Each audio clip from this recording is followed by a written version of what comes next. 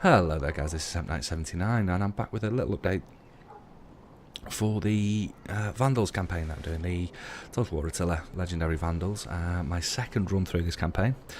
For those of you that were watching the Let's Play, I got beat at around 124 AD, something like that, trying to attempt to raise Britain. Right, so I did a few little differences this time round. Mainly, I've got myself 3 hordes a bit earlier than what I did last time. I'm sort of maintaining a small alliances around here. Basically, I've not really been declared on that much, and I've been allowed to free roam. So when I started, we started over here in this area. I did the normal start, moved an army to here.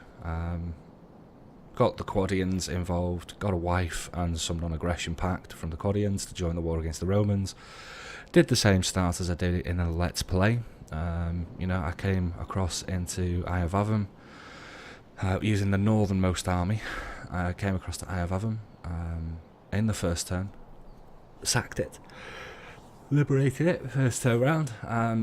There's a little bit of a difference now. I mean, if you look at the other videos, you know, the way it starts out now, this campaign is totally different to the Let's Play series that I've been doing. Basically, you get different troops, and what it forces you to do is the Romans actually defend this area now. Whenever I did my Let's Play and when I was doing the practice runs before the Let's Play, the Romans always left this area undefended, and you didn't really run into them until you came to the top of Italy or into the middle of Gaul. But you end up going up against a full stack pretty early on now. So one of the better ways to do it is to sort of come down around this way. So free up Iavavam, come sort of east here. You can get a quick sack. You can get like 3 settlements sacked here, come back up through Iavavam to replenish, and usually the army's gone here. If you're quick enough, you get there just before the Markomans come in. You can get your sack on this settlement, and it was then a case of, again, just sitting an army on either side of the border in encampment, and I was able to wait out. The army from the Alamans sat up here for about 6 turns and didn't move. I didn't have to do anything, it just stayed out of the city and didn't move. I don't know whether that was it's a problem with the AI coding or whatever, but try it.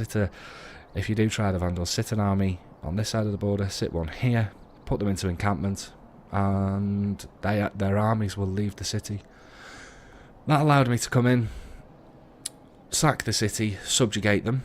I then came all the way through Gaul, as you can see. This is all me. All this raised area, pretty much all me, and I sacked and raised everything. I ran into a bit of opposition here at about 400 AD, 398, 399 AD. The Romans put up quite a solid defence here. They had 3 full stacks. So using the technique from the Let's Play, if you watch through that, you'll have saw that I use my agents quite a bit. And it's key. You can keep your hordes together. Now, I'm not having any problems at all keeping 2 hordes in the same province. Like so. Even if I'm taking, I'm not taking it because that river is actually the border. So I've managed to get all 3 in different provinces here, as you can see by the map. Yeah, they're right on the border of. I'll turn this off. So as you can see, I've got 1 here, 1 here, and 1 here, and they're all protecting each other. That's what you've got to look for when you've got more than 2. But 2 hordes close together in the same province, yeah, it's plus. Both hordes get a plus 20 food and 20% negative 20% wealth. But you can build your wealth quite easily. I'll go over the build that I've got at the moment. And you can compensate for it. If you do enough raising and enough sacking, you can compensate for that. See, having 2 hordes in the same province is not a problem. 3 becomes a bit of a tricky one. It becomes pretty difficult.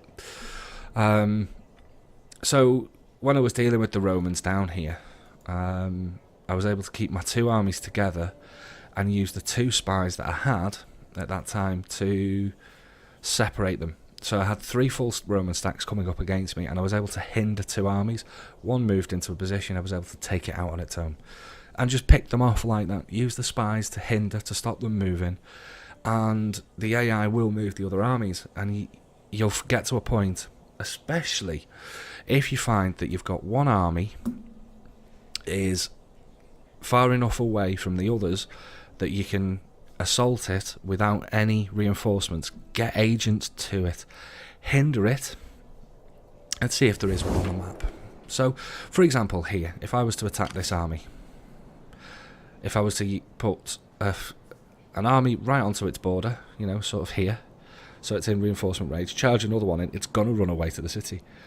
That means that when I follow it up, I've then got to deal with this army. If it was a full stack and the army from the city, I'd be in trouble. So to stop it from running away, bring your agents in and try to hinder it. If you get a critical success, it loses all its movement and it can't run away from you.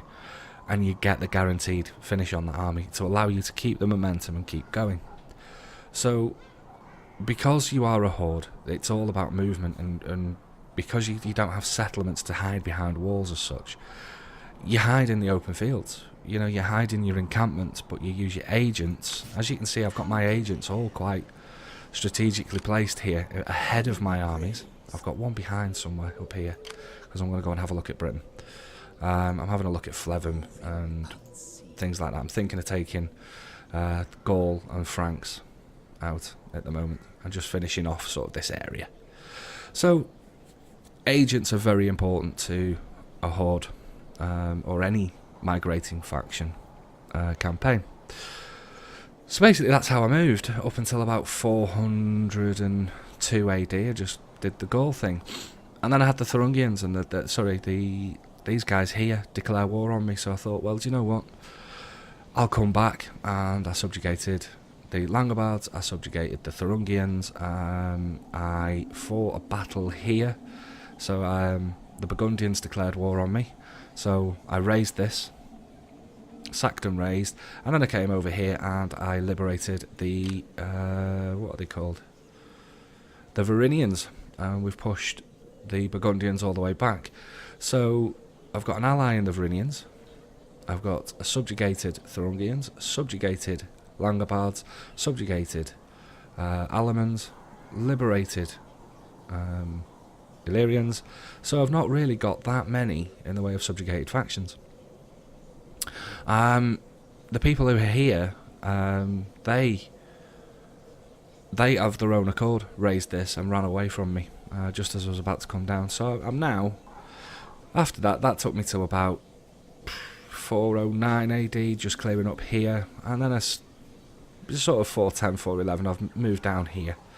And I'm sort of indecision now. Do I just sit here and wait out the years and grow my horde, wait for the growth, build things, etc, etc, or do I actually move? So what I'm looking at doing at the moment, as you can see, my growth isn't great, but my horde buildings are all up there. You know, my third horde is shit. But this is the kind of thing that I'm building at the moment. So I've built each one slightly different. This one is the growth. So this one has a lot of food, as you can see. I've gone for the storage wagons, like I did describe in the first Let's Play. I've already got my archery range, and I've gone for 2 food, both goat herds. They give more base food, that's why. So if I've gone, instead of going for the wealth from the goat pens and the slightly less food, sorry, not the goat pens, let's compare. So 30 base food, 15 additional, and a lot more extra wealth from the sheep flock against the goats.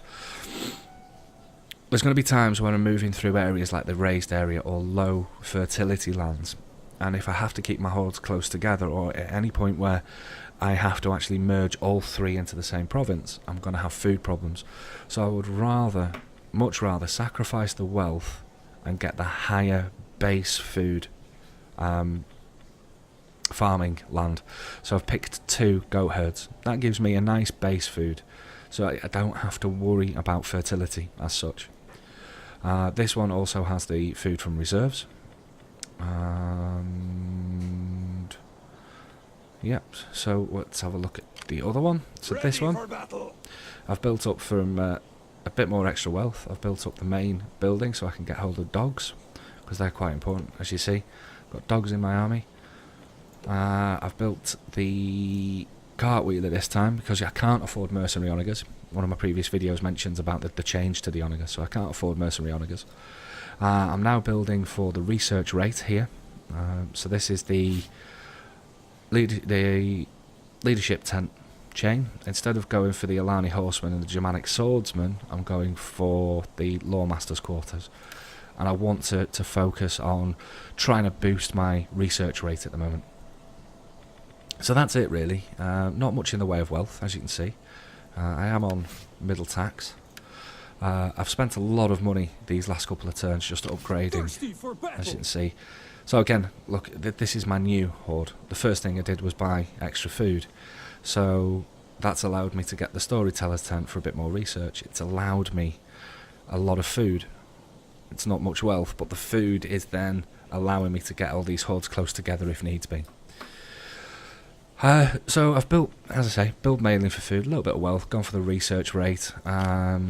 Warriors all! I've got one sort of, how to say it, I've got this one that deals with training my, it's a bit of a faff when I build a new army because I've got to swap troops around and they end up running out, and I had periods where I couldn't encamp them because I was trying to mix and merge my armies and get my armies right. So here I recruit dogs and onager. In the other one I recruit my archers, and then in this one, where is it? This one, I'm waiting for 4. I'm going to build up the lavish tent chain again, and I'm going to go for the noble Germanic swordsman. So I can do that here quite quickly. As you can see, the growth is pretty decent. You know, I get growth pretty fast. So I'm going to go for the lavish tent, sort of, the lavish tent into the nobleman's camp, and then into the royal pavilion. So it's been a good campaign. It's been slow like the other ones were. Looking at technology, I focused mainly on the military, but I've got to a certain point now where in the military tree there's nothing really is of any benefit. So I could get this. Army drills would be fantastic to upgrade my summation spears to Alani spears, but there's no point in me upgrading to a higher tier of troop because I won't be able to afford them. So rather than doing that, I've decided I'm going to finish off training some of these. So I've gone for the animal husbandry one first. I'm going to pop down here and pick up Sacred King so that I can get the royal pavilion. Where I go after that, I don't know. I'll maybe go for the industry chain. Just finish off this block and then finish off this one. So that's pretty much where I'm up to at the moment. As I say, I've focused on food buildings. That's helped me just concentrate on wealth. Army-wise, I've stuck to the spears, quite a lot of the Germanic warband, horses, dogs, archers. Now I've got upgraded archers and onager, and it's proving to be quite a good army actually. I use I use these in thin lines straight at the front. The archers are pretty damn good. They do quite a good bit of damage. The dogs are fantastic, and these guys, surprisingly, I lose a lot of them, but I can recruit them easily enough. You know, if I want to recruit them, I just recruit them. He says, pointing to one that he's so yeah, look, as you see, I can recruit quite a bit of stuff in some of these tribes, in some of these hordes. But this comes in handy as well. You know, the levies, fantastic Germanic spearmen. I get the odd top up whenever I need it. So, army-wise, dogs are so super powerful. I've broken charges with them quite a few times. One of the major battles that I had was against the Romans, and they heavily stacked the centre, so I put the dogs to the centre, loosed the dogs as they were charging in, and it broke the charge. By the time they hit the front wall of spears, they were all broken. So between the dogs and my archers, it just chipped away the army, and I was able to do a nice easy flank around the side with the cavalry to get rid of his missile troops, and then once you've got weakened armies that are about to break, you charge in the Germanic warband behind in frenzy, they tear them to pieces, they've got the fear, off goes the army. So it's been a good build so far, but not sure where to go now. I'm probably going to try and just wait out and maybe recruit another horde, so then I can go for the objective of keeping a horde here and here, and I might go and try Britain again. But I'll come back to you at 420 AD, turn this into a let's play, and yeah, so thanks for watching guys, and I'll catch you in the next video. Bye bye.